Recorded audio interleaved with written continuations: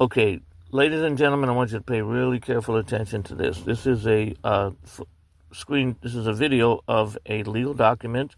It's called Reporter's Transcript of Proceedings, August 19th, 2024.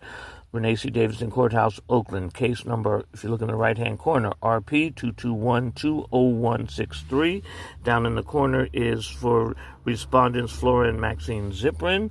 And this is available on the public record in the probate courthouse. You could look up this court case number and get the transcript from the clerk, or you can go online and find it on the Alameda County web portal, e-portal. So I was saying that these daughters never saw their father in 6 years. They tortured their own father to death. Maxine is a professional licensed occupational therapist, but when her father got cancer for 6 years, from 2014 to 2020, given 6 months to live, put on the liver transplant list for 2 years, of those 6, taken off because he got worse. She never called him once. She was too busy making $100,000 a year. Now she's married to an accountant that makes $100,000 a year, but she couldn't call her own father in 6 years of cancer, and neither could Flora Ziprin. She was too busy being a child psychologist for the children at UCLA. Well, let's see what their lawyers said under oath while they were sitting in court. Here, let's bounce to the evidence shows on page 33 of this very transcript. It says they have an attorney up here on line 7.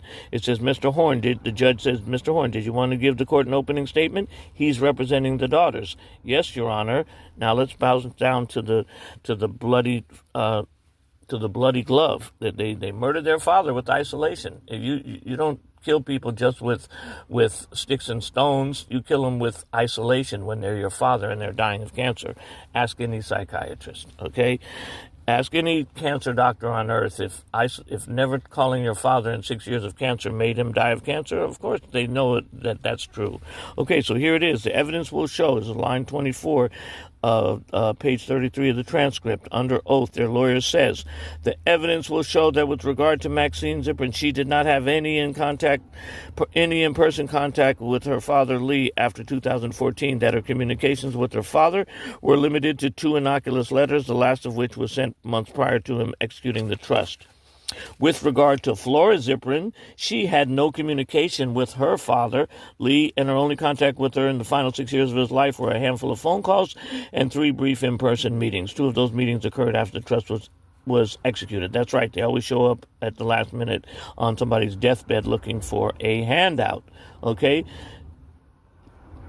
That's the end of this tape. You got the evidence.